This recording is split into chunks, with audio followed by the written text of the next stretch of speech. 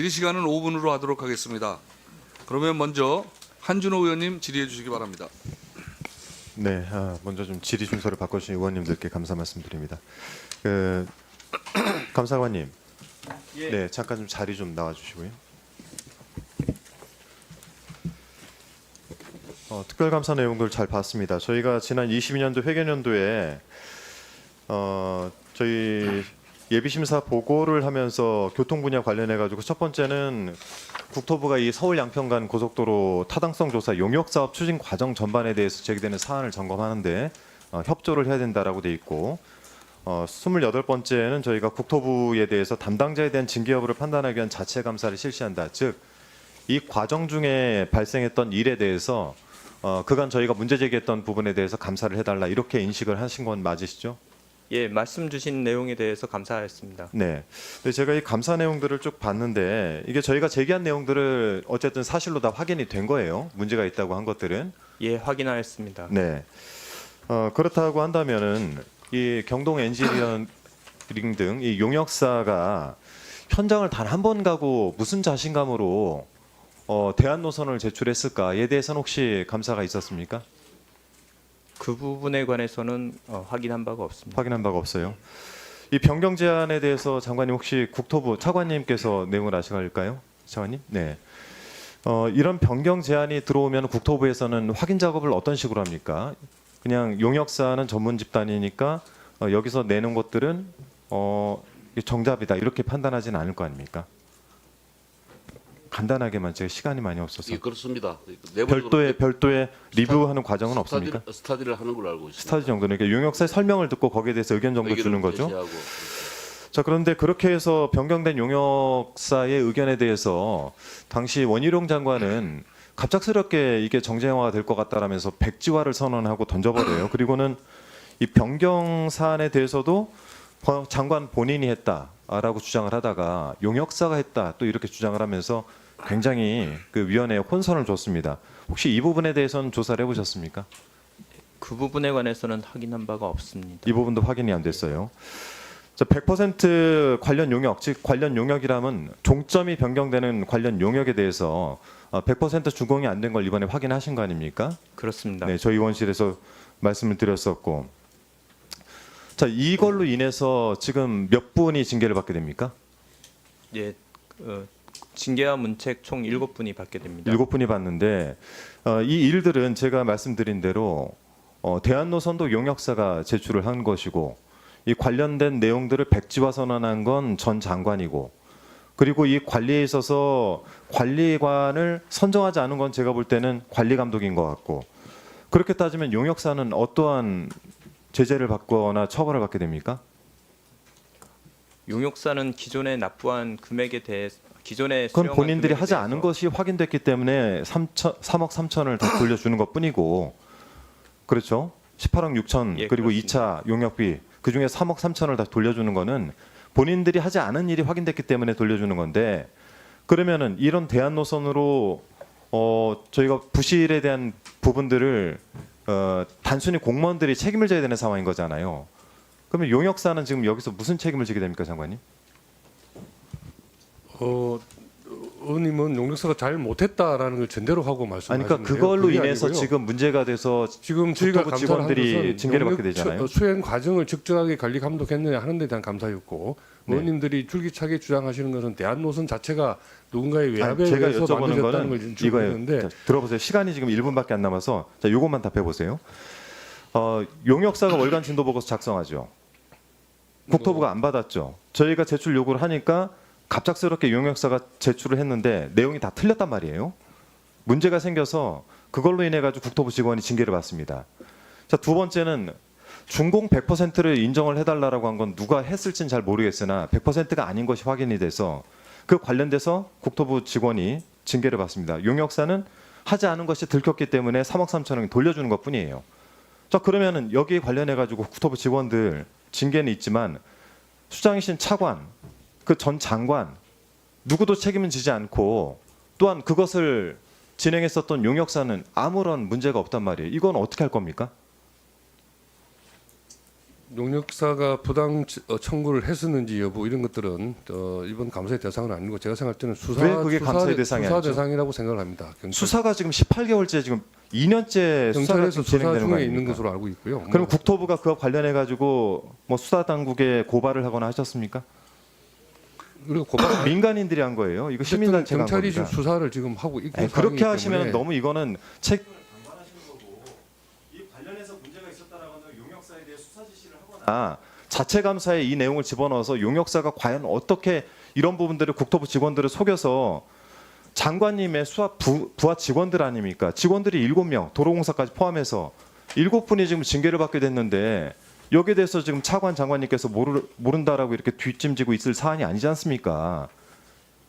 이 부분에 대해서는 국토부 차원에서는 사과의 말씀은 하실 예정입니까? 사과를 하셨나요? 제가 모르는 건가요? 그 부분은 다시 한번 검토해 보도록 하겠습니다. 예. 저는 국토부가 사과해야 된다고 봅니다. 감사관님, 내용은 도대체 왜 종점 변경을 이런 식으로 했고 그 전 장관은 이걸 왜 백지화시켜서 이 문제를 만들었으며 김건희 여사 일가쪽으로 땅이 휘었다는 부분에 대해서는 수사를 한다라고 장관께서는 주장을 하시지만 근거가 없어요. 이것도 수사를 국토부가 의뢰한 것도 아니고 일반 시민단체에서 제기를 한 거라. 그래서 이 부분에 대해서 사과를 명확히 하시고 감사가 저는 굉장히 부족했다고 생각을 합니다. 이 부분에 대해서도 좀 한번 자체적으로 한번 다 점검을 해보세요. 예, 저희 관련해서 의사진의 거는 1분만 예, 말씀해 보세요. 예, 정리하세요. 1분 드립니다. 이 관련된 내용들 이제 의원님들께서도 다 받아보셨겠지만은 궁극적으로는 이 문제에 대해서 종점 변경 특혜가 있었느냐 없었느냐를 밝혀야 되는 문제인데 그 과정 중에 종점을 변경시켜 놓은 용역사가 제출했던 여러 가지 자료 여기에 대해서는 관리 부실 이런 것들이 밝혀진 겁니다. 때문에 저희는 이 본질적인 문제를 조금 더 정조준해서 파고 들어야 된다 생각을 하는데 종점 변경 특혜의 의혹은 그러면 우리는 이 행정적 감사만 놓고 이제 끝났다라고 볼 수 없기 때문에 저는 이 부분에 대해서 다시 정조준을 좀 하고 저희 위원회 차원에서 국정조사를 진행을 한다든지 특검을 진행한다든지 두 가지 사안에 대해서 다시 한번 의견을 모아볼 필요가 있다고 생각합니다. 위원장님께서 이 부분에 대해서 위원회 차원의 회의를 열어 별도 논의를 좀 해주시길 부탁을 드리겠습니다. 예, 이상입니다. 알겠습니다. 다음 이소영 의원님 질의해 주시기 바랍니다. 네, 백원국 차관님께 서울 양평고속도로 관련해서 질의드리겠습니다. 예. 장관님 아니고 차관님께 질의하는 이유는 백원국 차관님께서 경험 증인이기 때문입니다. 용역사가 처음 변경 노선 그린 2022년 4월 당시에 차관님 대통령 인수위에서 일하고 계셨고요. 예. 1년 후쯤 양평고속도로 처가 특혜 의혹이 터진 직후에 국토부 차관으로 부임해서 원희룡 장관과 함께 대응을 하셨습니다. 맞습니까? 예, 맞습니다. 네. 차관님 이틀 전 국토부 자체 감사 결과 공개됐는데요. 핵심 지적사항 두 가지입니다. 일도 안 끝났는데 십수억 되는 용역비를 성급하게 용역사에 지급했고 또 국민들께 공개하는 자료에서 임의로 문서 일부를 삭제했다는 것입니다. 맞죠? 예. 네. 차관님, 그 국토부가 외부 용역사랑 일을 진행하면서 이번처럼 과업 수행 여부를 제대로 따지지도 않고 십수억 원의 용역비를 지불한 사례가 있습니까? 뭐 그런 좀 드문 사례라고 봅니다. 매우 이례적인 일이죠. 제가 지금 국토위에 3년째 있는데 지금까지 국토부 직원들께 느낀 점은 매사에 철두철미하고 법규에 근거해서 일하려고 노력하신다는 점입니다. 그런데 십수억 원의 돈을 이렇게 허술하게 처리한 사실을 그냥 단순히 실수나 과실로 받아들일 수 있을까? 저는 잘 모르겠습니다. 근데 이 성급하게 지급된 용역비를 받은 용역사의 상무가 2년 전 국정감사에 증인으로 나온 바 있습니다. 슬라이드 보여주시죠. 당시 그 용역사 상무는 국토부 홈페이지에 공개할 자료 중 4페이지를 용역사에서 삭제했다고 인정을 하면서 왜 안 나오죠? 슬라이드가. 그 삭제는 국토부의 누군가가 지시해서 한 것이다. 이렇게 답변했습니다. 기억나십니까? 예, 뭐 얼핏 기억납니다. 네. 당시 누가 지시했는지 이름을 답하지 않아서 지시한 사람에게 이유를 물어보지는 못했습니다. 그런데 그 당시 경동 엔지니어링 상무에게 문서 삭제 지시한 국토부 직원이 이번에 징계처분 권고를 받았죠. 아마 관계가 있을 것 같습니다. 직접 확인은 못. 차관님 감사 결과 못 보셨습니까? 거기에 익명 처리되어 있는 이름이 있는데요. 저도 이름은 이게 지금 오늘 배포된 자료 정도로 봤습니다. 차관님, 국토부 직원이 뭐가 무서워서 장관이 전부 공개하라고 지시한 문서를 함부로 삭제하고 뭐 때문에 과업이 끝나지도 않았는데 18억 원이 넘는 돈을 덜컥 용역사에 줬을까요? 왜입니까? 저는 좀 근데 실수가 있었다고 보여집니다. 단순히 실수라고요? 지금 아까 감사 결과에서도 얘기했듯이 그 4페이지를 뺀 이유는 하남 쪽에 민원이 있었다라는 부분하고 오타가 있었다 그런 이유로 실무적으로 판단해서 뺀 걸로 알고 있습니다. 제가 답을 알려드리겠습니다. 제가 생각하는 답이요. 저는 삭제된 문서 안에 답이 있다고 생각합니다. 다음 슬라이드 보여주시면 이 페이지가 국토부가 용역사 시켜서 삭제한 부분입니다. 용역사가 용역 착수 보고에도 하기 전에 2022년 4월에 국토부에 제출했던 과업 수행 계획서의 한 페이지입니다. 여기 보시면 노선 선정과 관련해서 종점부 위치 변경 검토라고 하는 문구가 써져 있습니다. 근데 종점 위치 변경을 검토해야 되는 사유가 옆에 적혀 있는데 기존 종점이 연결될 교각의 위치가 높고 터널이 인접해 있어서 변경을 검토해야 된다는 내용입니다. 제가 이 기존 종점 양서면 부근에 가본 적이 있는데요. 이 기재 사유는 나름 합리적입니다. 용역사가 기재한 대로 높은 고가 고속도로고요. 터널이 바로 옆에 있어서 공사가 위험할 수도 있겠다는 생각을 저도 했었으니까요. 그럼 더 안전한 종점부를 찾는 시도를 해볼 수도 있는 거죠. 근데 왜 저 부분을 이미 제출된 계획서의 저 페이지를 삭제했을까? 감사 과정에서 밝혀진 바가 있습니까? 사실 저 내용으로 보면 사실 4페이지가 어떻게 보면 그렇게 의도적으로 할 필요가 없다는 걸 반증한다고 저는 그렇죠. 생각합니다. 예. 의도적으로 할 필요가 없습니다. 그냥 안전한 위치를 기존 종점 위치 말고 다른 곳으로 찾아보자는 취지였다면 삭제할 이유가 없습니다.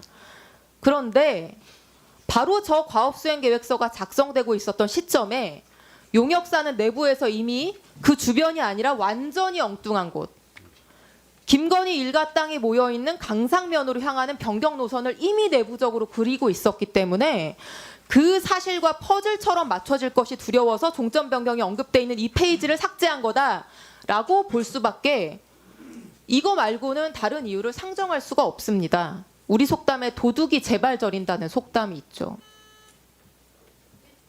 네, 1번 국토부와 용역사는 용역업계에 착수하기도 전부터 이미 강상면 종점을 정해두고 있었습니다. 다음 슬라이드. 이 장표는 재작년 국감 과정에서 공개된 문서입니다.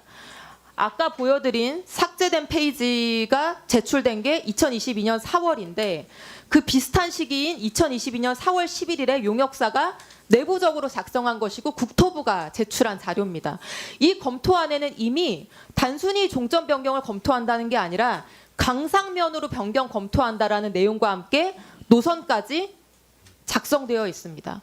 같은 시기에 다른 목적으로 작성된 두 문서를 합쳐서 보면은 삭제된 문서에 종점부 위치 변경 검토라고 하는 말이 실상으로는 강상면으로 종점부 변경이라는 의미이기 때문에 그래서 그냥 놔둬도 되는 문서를 국민들께 공개될 문서를 용역사 직원과 국토부 직원이 삭제를 한 겁니다.